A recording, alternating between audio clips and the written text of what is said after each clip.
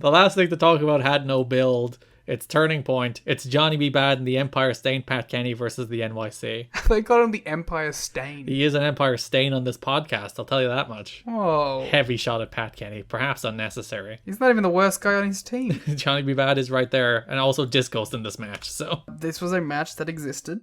It was like a playoff of last month's pay-per-view match, which Jacqueline was special referee, so it was building off the Trinity and Jackie match. Trinity was scheduled to be at the pay-per-view, but called at the last second to say she got a stunt gig for Steven Spielberg movie in New York, and thus couldn't make it. Alright, let's find out what movie this was. It's probably War of the Worlds, right? A little-known film. No, that is the...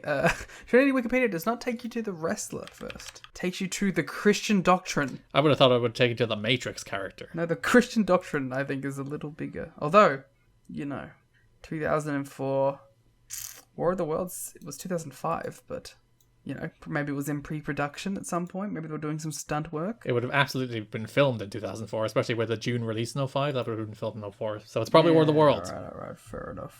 Probably War of the... Well, what else was Spielberg doing, That hack. Just burned my bridges earlier. Maybe it was Munich. Was she in Munich? Did she do stunts for Munich? I'm not gonna check. Maybe, Garrett, it was The Terminal. Oh, she would have done the shaving stunts with Tom Hanks? Maybe it was Catch Me If You Can. Maybe it was Minority Report. Both those movies were already out. Maybe it was The Fabelmans. Little very far in advance he's shooting that one. Maybe it was the BFG. Again, very far in advance. The Bound for Glory. No, that's not until next year. What's your favourite Spielberg movie, Garrett? I am very fond of Jurassic Park. Believe it or not. I enjoy Catch Me If You Can. A little underground one. Catch Me If You Can is fantastic. His Tintin movie fucking rocks. Is it like the semi-recent-ish one? The 2011 one, which he made with Peter Jackson. Yeah. Which I've been meaning to rewatch. I should rewatch that. You're one of these perverts who liked Ready Player One. I do like Ready Player One. People think it's like the worst movie of all time. I'm like, it's a perfectly fine little movie. Get over yourselves. Is not good. It has that shining sequence that rocks. So, Garrett, I obviously will pick Schindler's List, Of course. Maybe you would have never have picked for your favourite. AI, artificial intelligence. Because you hate Liam Neeson. I watched some of Taken last night, and that film rules. Liam Neeson, it does rule. It reaches the point. It's reached the point of cliche now, so people might roll their eyes at it. But that film rules. I'm gonna say Hook.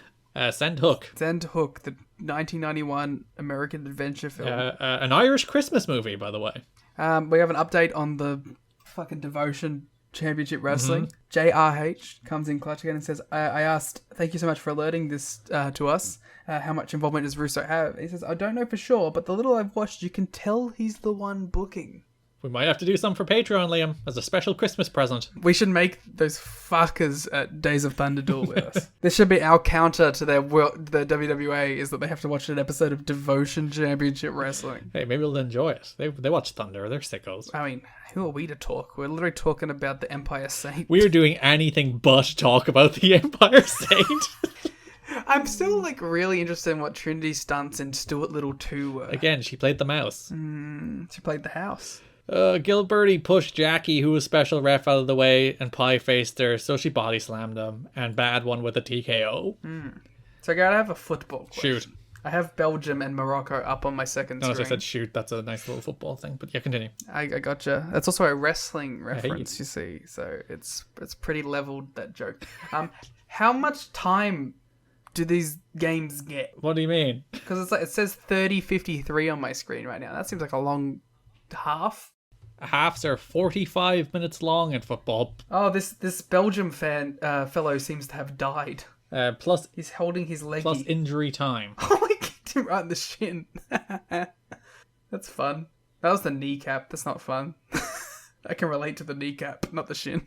You have familiarity with kneecap injuries? Yeah, as someone whose kneecap went the other way around once. So yeah, 45-minute halves. Seems to be alright now. Alright, well that seems like that's a long time to be running around. Plus there's injury time usually, of which in this tournament it's usually 5 minutes added on minimum. That's a lot. I insist that the main reason Americans don't like soccer is that their entire brain is conditioned to watch sport in like 30-second chunks because they're built around ad breaks over there. So they don't have the attention span to sit down and watch a game for 45 minutes without getting bored. I also think it's like a lack of scoring big moments like that. Yeah. Because like I think that's the same thing here with like, this is what people came here for. The same thing with Aussie rules football here is that we don't go to ad breaks until a goal is scored. So you're guaranteed to get like a score. Like you might get points in the meantime, or behinds as they're called sometimes. But you won't get an ad break until like an actual goal is scored. So you can there's guaranteed action before you go to the break, and they're normally very high scoring games. But I think it's almost for people who I guess don't watch football, the idea of like watching a whole hour and a half of sport and the score being 0-0 or 1-1 at the end is very like hard. It's a hard barrier to break through. But it is the most continuous action. Actually, like, no, the fastest field sport in the world is hurling. It's an Irish sport. There you go. But there is continuous action, which you don't get in baseball or American football. But I think the problem is you can watch like basketball and you get continuous action that also scores 1 billion points. Yeah, but I think basketball is one I can never get into just because of how continuous the scoring is. Do you think that might be coming from a football fan background? But no, because I can watch a rugby game, you know?